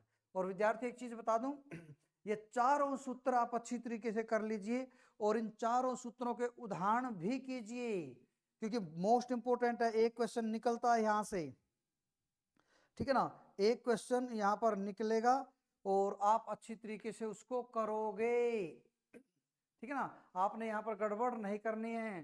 तो जो द्वंद्व हरु हरि है या जिसकी द्वंद्व समास में जिसकी घी संज्ञा होती है वो पहले आता है, ये वाला होगा। चलिए आगे बढ़ते हैं। और ये देखो रात्रि के 11:30 बजे का लगभग समय है और मैं आप लोगों के लिए रात को 11:11 12 बजे भी लगा हुआ हूं। तो आपसे एक ही गुजारिश है कि इसको हरियाणा के कोने कोने तक पहुंचा दो विद्यार्थियों, कोने कोने तक, ठीक है ना। मुझे बहुत खुशी होगी। चलिए आगे। अव्ययभाव समास से सह स्थाने स इति आदेश केन सूत्रेण भवति। बहुत बढ़िया क्वेश्चन है भाई। लो अव्ययभाव समास से सह स्थाने स केन सूत्रेण भवति। जो अव्ययभाव समास में आता ना, जैसे सागनी है या कुछ और है, ठीक ना। तो इस तरीके से सह के स्थान पर जो स आता है वो किस सूत्र से आता है? 1 2 3 और 4। ऑप्शन बहुत बढ़िया है इसके। चलिए पहला सूत्र है अविभावश्च अनश्च। अविभावश्च, अब आपको समासों के सूत्र भी काफी पता चल गए। अनश्च, अगर आपको ऑप्शन वाले नहीं आते तो थोड़ी सी आप अच्छी तरीके से उसमें टक्कर मार के आइए। और सूत्रों में इनमें अविभावे चाकाले, अविभावे चाकाले और नस तद्धिते, नस तद्धिते। बताइए कौन सा? सह के स्थान पर सह, अविभाव चाकाले। सूत्र को याद कर लीजिए अच्छी तरीके से, जो का तो मिलेगा। तो लगभग हम 75 क्वेश्चन कर चुके हैं, मात्र 15 क्वेश्चन हमारे और रह गए हैं, ठीक ना। और वो 15 क्वेश्चन आपको कितना नॉलेज दे जाएंगे वो मुझे भी नहीं पता, वो आपको पढ़ के पता चलेगा, ठीक ना। चलिए देव ब्राह्मण, ठीक है ना। अब यहां पर जो देव शब्द है, देव, इसके साथ क्या आएगा, ठीक ना। इति उदाहरण ब्राह्मण इति पदेन कह अभिप्रेत है। ब्राह्मण शब्द से क्या अभिप्रेत, क्या ग्रहण होगा? देव पूजक है या ऑप्शन 1, ऑप्शन 2 देवरूपः, या तीसरा देवप्रियः, या चौथा देव अधीन। देव अधीन तो आपको पता होना चाहिए विद्यार्थियों, देव ब्राह्मण है में या शाक पार्थिव है, दो उदाहरण ऐसे जो कर्मधारीय के हैं परंतु मध्यम पदलोपी तत्पुरुष में भी आते हैं। देव पूजक है, ब्राह्मण है, इसका जो पूजक शब्द बीच में आता है, पूजक, ठीक ना। तो आप अपना बना लीजिए आंसर वगैरह, क्या बनाओगे या कैसे आपको लगेगा। चलिए आगे बढ़ते हैं। अगला है अलम कुमार्यै इत्यस्य समस्त पदम। अलम कुमार्यै,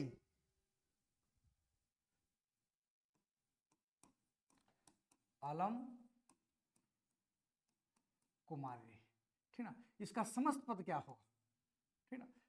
चलिए ये क्वेश्चन मैं आपको मेरे कमेंट सेक्शन में आप दोगे ताकि मुझे पता चले कितने विद्यार्थी इत्मीनान के साथ सीख रहे हैं। अलम कुमारी इसका दोगे और वहां मैं आपको फिर इसका सही उत्तर बताऊंगा और वहां से 1 नंबर आप जोड़ोगे, ठीक है ना। इसका मुझे बताना क्या बनेगा, अलम कुमार्यै। आगे पंचमी बिना सार्वविभक्ति का है, अम भाव कस्मिन् समासे विद्यते, ठीक ना। लो भाई अगला प्रश्न बहुत बढ़िया है। क्या कहता है कि पंचमी बिना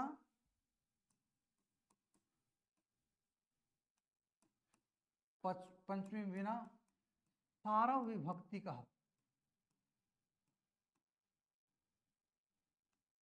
पंचमी बिना सार्वविभक्ति का अम भाव है, अम भाव कस्मिन् अर्थे, अर्थे भवति, कस्मिन् समासे विधीयते। बताइएगा भाई, ये पंचमी के बिना सार्वविभक्ति अम भाव करता, अम, बता दो किस समास में करता है। और समासों के नाम आपको पता ही है, बता दीजिए बस किस समास में करता है। लो मैं आंसर दे देता हूं, आप बता देना आपका सही है या गलत है। अविभावे, अविभाव समास में ये सूत्र अम भाव करता है और ये सूत्र आपको ज्यों के त्यों मिलेंगे विद्यार्थियों, ज्यों के त्यों। अगला बहुत बढ़िया, ये नेट में भी आया था एक बार क्वेश्चन, द्वे अंगुलम, द्वे अंगुलम, बताइए ये समानाधिकरण तत्पुरुष का उदाहरण है और इसका विग्रह बता दीजिए मुझे, विग्रह, विग्रह बताइए। और बहुत अच्छा उदाहरण है, बहुत ही अच्छा। अच्छा मैं इसको इसलिए कह रहा हूं क्योंकि ये एक बार नेट में भी आया था और ये जितने मैं आपको तैयार करवा रहा हूं ये बहुत अच्छे से तैयार करा। अगर आपको इसका विग्रह पता है तो बताइए, नहीं तो मैं बता देता हूं, द्वे अंगुली प्रमाणम अस्य। इसके मैं 4 विग्रह नहीं ले रहा हूं क्योंकि ये बहुत मोस्ट इंपोर्टेंट है और मुझे इसको आपको अच्छी तरीके से तैयार करवाना है। कहीं ऐसा ना हो 4 ऑप्शनों में आप पजल हो जाओ और फिर आपको पता चले कि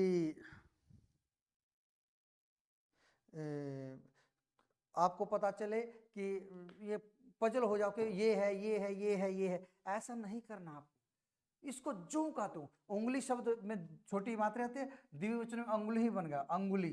तो द्वे स्त्रीलिंग है, द्वे, तो द्वे अंगुली प्रमाणम अश्य, ये जो का तो याद कर लीजिए, बहुत बार आता, समानाधिकरण तत्पुरुष का ये उदाहरण है। आगे बढ़ते हैं। शोभनो राजा इत्यस्य समस्त पदम क्या बनेगा बताइए भाई, शोभनो राजा, ठीक ना, शोभनो राजा, ठीक ना, सुराजा या सुराज है, ठीक ना, या फिर आपका सुराजी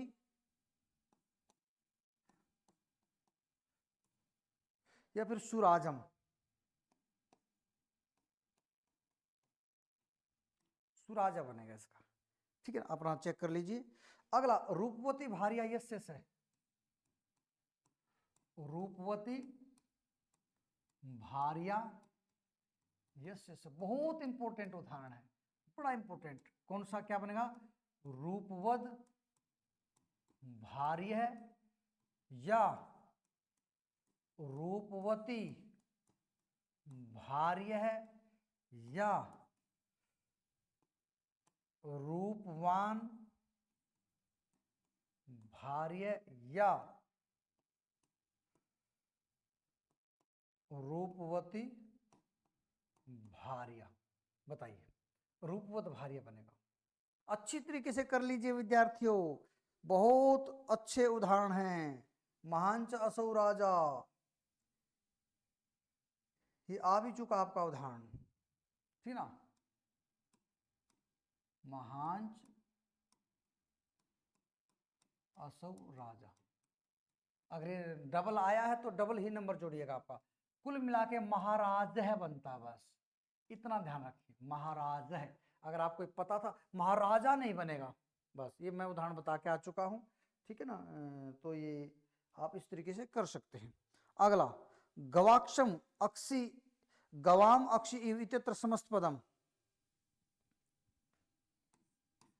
गवाम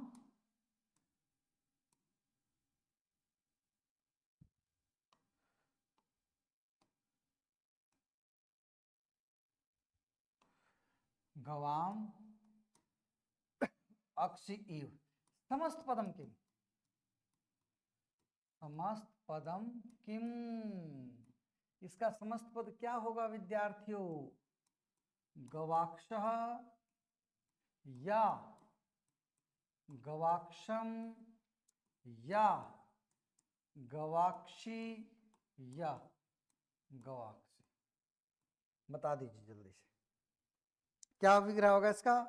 आपने लगा लिया होगा निशान, गवाक्षः, ठीक है ना?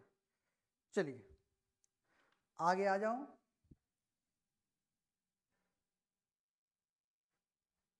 अगला उदाहरण ले लेते हैं हम। व्यूढ़ोरस्कः,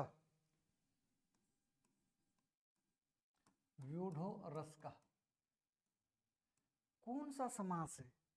समास का नाम बताना है आपको, ठीक ना? समास का नाम बताना व्यूढ़ोरस्कः में।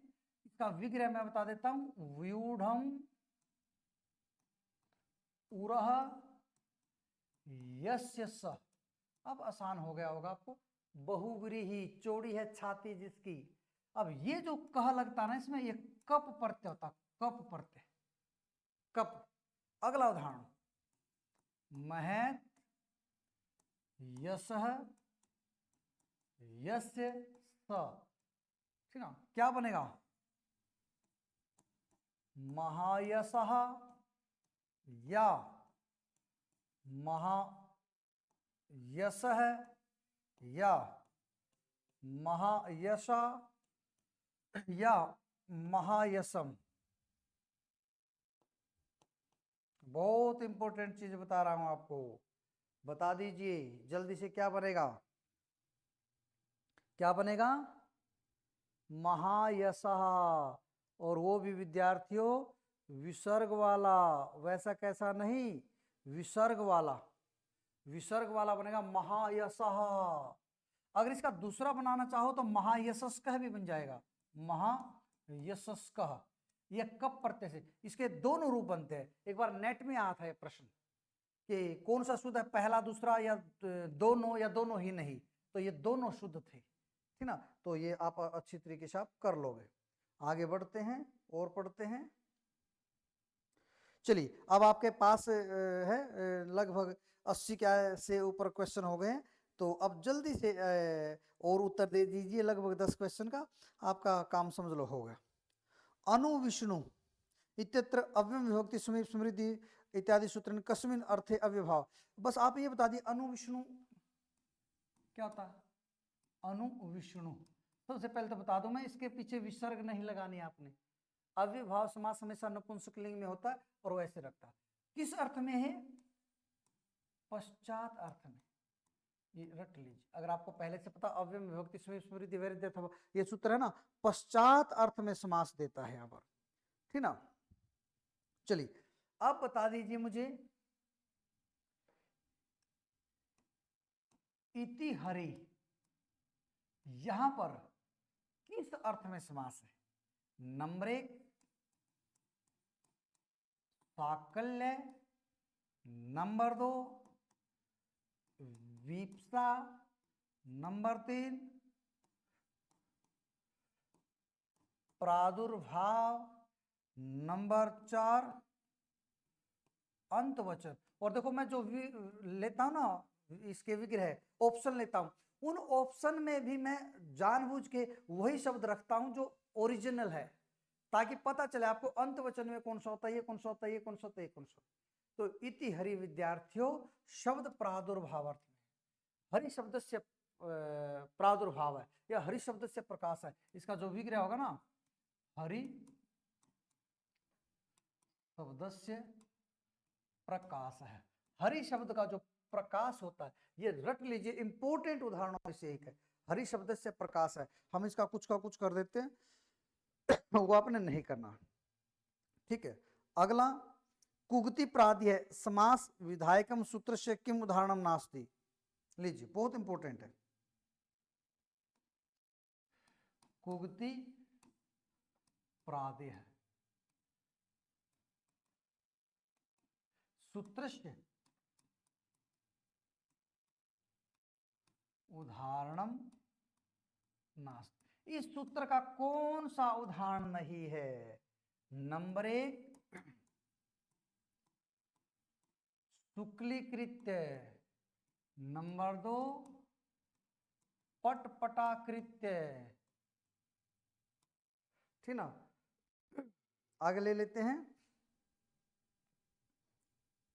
पटपटाकृत्य हो गया, हस्ते कृत्य,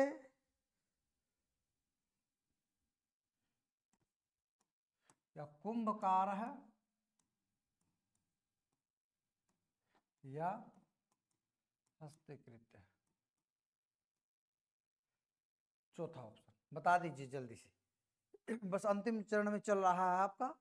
तो इसमें कौन सा उदाहरण नहीं है? कुंभकार नहीं है, ठीक ना। ये उपपद तत्पुरुष का उदाहरण है। और विद्यार्थी शुक्लीकृत्य में चवी प्रत्यय है, चवी, और पटपटाकृत्य में डाच प्रत्यय है, डाच। ये भी याद कर लेना दो चीजें, ठीक ना, ये भी आपकी आती हैं दाएं बाएं से, ठीक है। चलो वागर्थाविव में कौन सा समास है? वागर्थाविव, इसमें कौन सा समास है? समासों का नाम आपको अच्छी तरीके से पता है, इसमें कौन सी दिक्कत है? वागर्थाविव में केवल समास है। कौन सा है? केवल समास है। तो अच्छी तरीके से याद रखें, ठीक है। चलिए अगला पूछता हूं मैं, अपुत्र,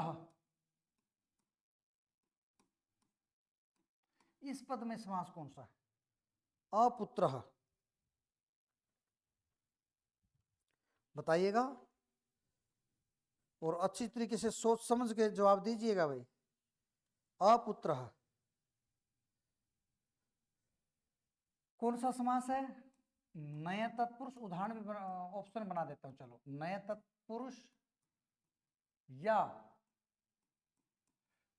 अविभाव या बहुव्रीहि या द्विगु, बता दीजिए। अपुत्र में बहुव्रीहि है। इस संसार में कोई भी ऐसा नहीं है कि जो पुत्र नहीं है। हम जब पैदा हो गए तो पुत्र में संतान के रूप में ही तो पैदा हुए, तो पैदा हो गए तो पुत्र ही बनेंगे। तो इसका जो विग्रह होगा, अविद्यमान है पुत्र यस्य स, अविद्यमान पुत्र यस्य स, अविद्यमान है पुत्र जिसका, यानी कि जिसका पुत्र ना हो। बिल्कुल इसी जैसा सेम उदाहरण है अप्रजः, अविद्यमान प्रजा यस्य स, जिसकी प्रजा ही नहीं है, ऐसा कोई राजा, ठीक है ना। तो मेरे ख्याल से आपको अच्छी तरीके से समझ में आ गया होगा, कोई इस तरह का नहीं है। चल ठीक है, आगे बताइए मुझे। बहुफलः, इसमें कौन सा समास है? बहुफलः, आसान है। समास बता दीजिए। अव्यभाव है, द्वंद्व है, तत्पुरुष है, बहुव्रीहि है, कर्मधारय है, केवल समास है, कौन सा है? इसमें है विद्यार्थियों बहुव्रीहि। अगर आपके दिमाग में बहुव्रीहि थे तो नंबर जोड़ लीजिए, और जो इसका विग्रह होगा वो होगा आपका बहूनि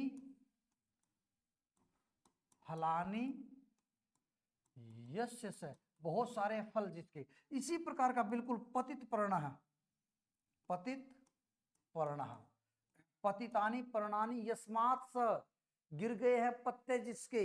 और इसी प्रकार का बिल्कुल निर्धनः, निर्धन। अच्छा ये बताइए मुझे, निर्धन में और निर्धनम में क्या अंतर है, इनमें क्या डिफरेंस है? अगर ये नपुंसकलिंग है तो अविभाव, धन से अभाव है। अगर ये पुल्लिंग है तो ये बहुव्रीहि है। निर्गतम धनम यस्मात् स, निकल गया है धन जिससे, वो आपका कौन सा बन जाएगा? बहुव्रीहि।